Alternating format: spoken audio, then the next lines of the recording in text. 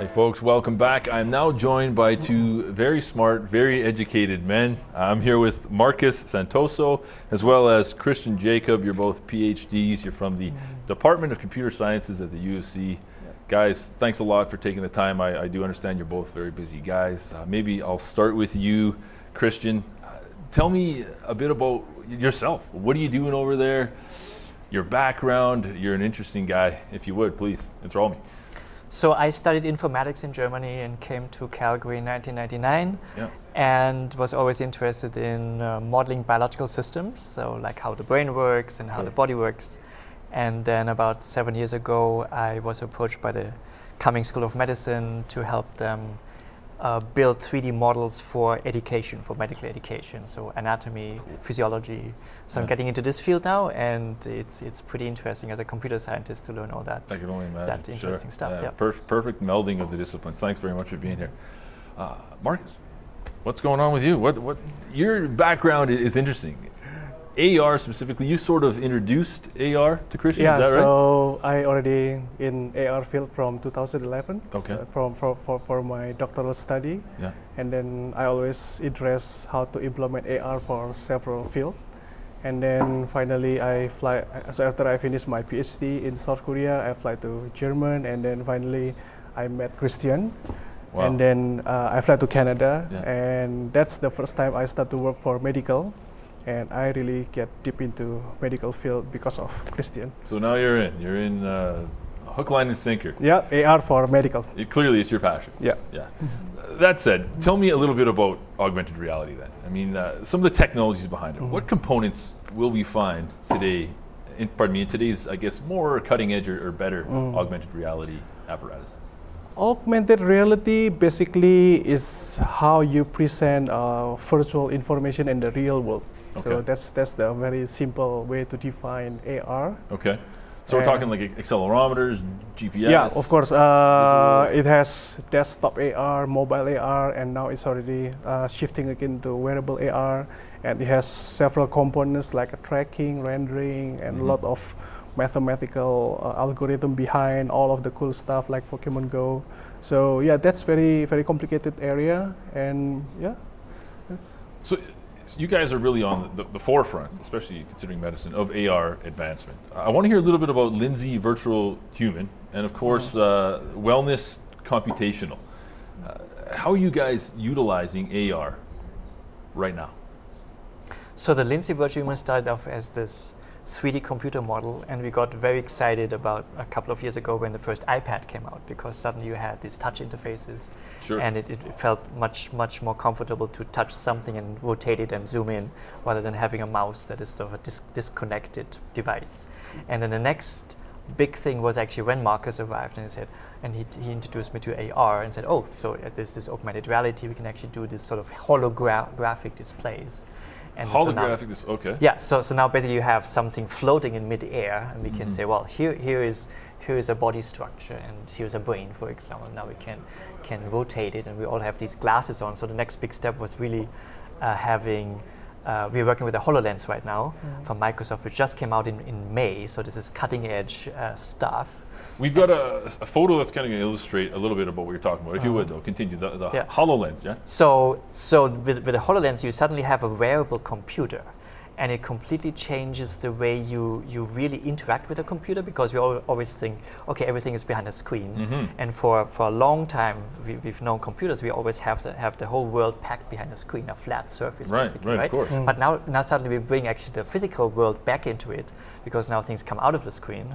We can actually place stuff, anything 3D models or labels or text or whatever, they're used into the physical world. So okay, is it fair to assume then, I mean, a couple years back I had an MRI on my knee, and of course I was given a DVD copy of that MRI scan to take to a specialist, and I seized the opportunity to have a look at it myself, and I can't make any sense of it, obviously. I mean, you need to have a trained eye to look at that image and see where the element is. Just so I'm clear, what you're telling me though is what you guys are doing, you'll be able to potentially take that image into a 3D rendering, I guess a hologram rendering, and show a patient and say, hey, look, this is your ailment.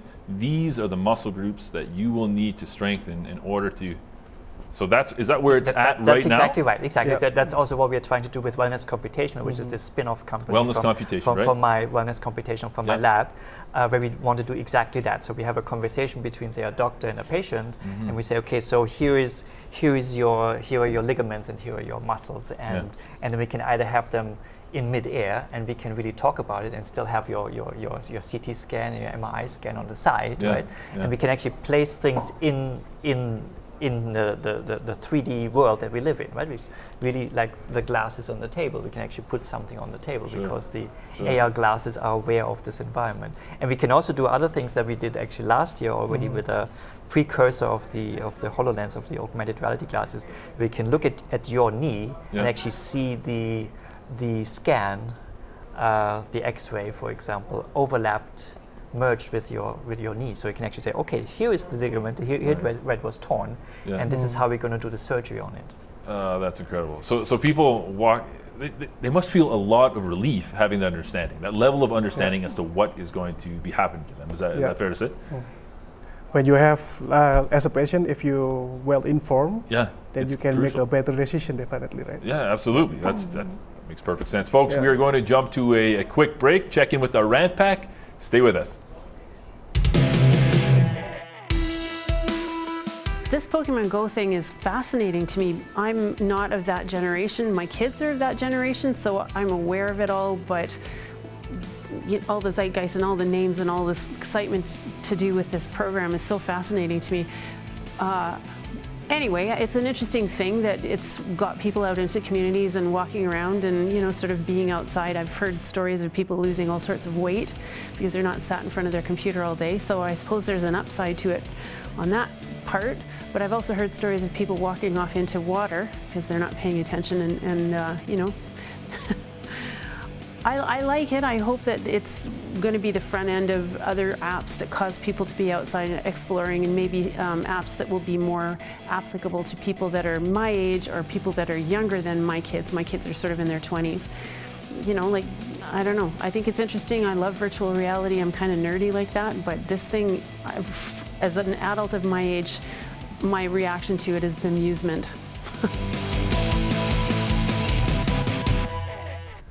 Okay, so Julie, a couple reservations, but she does raise some interesting points. Commonly, where else are we seeing augmented reality being utilized outside the realm of medicine right now? I think everywhere. It's industry, aerospace, and education. I think everywhere start to implement AR. And I think regarding like a lot of user got injured because of using Pokemon Go or something. I think it's not because the technology. No, so I think you're irresponsible. Yeah, it's because the maturity of the user. I mean, totally agree. That's my point. Actually. It must be an invaluable tool for education. I mean, both of you spent many years obtaining the educations that you have.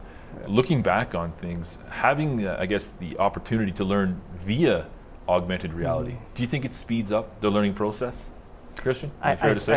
I think it absolutely speeds it up, yes, because you get immersed in worlds that you study. So, for example, we do models of the biological cell, right? So you can have a textual description, you can read it in a book, and you can watch a video, but it's not interactive. But if you actually get immersed in the cell and you can walk inside it, you get a true sense of different molecules and how these complex processes really work.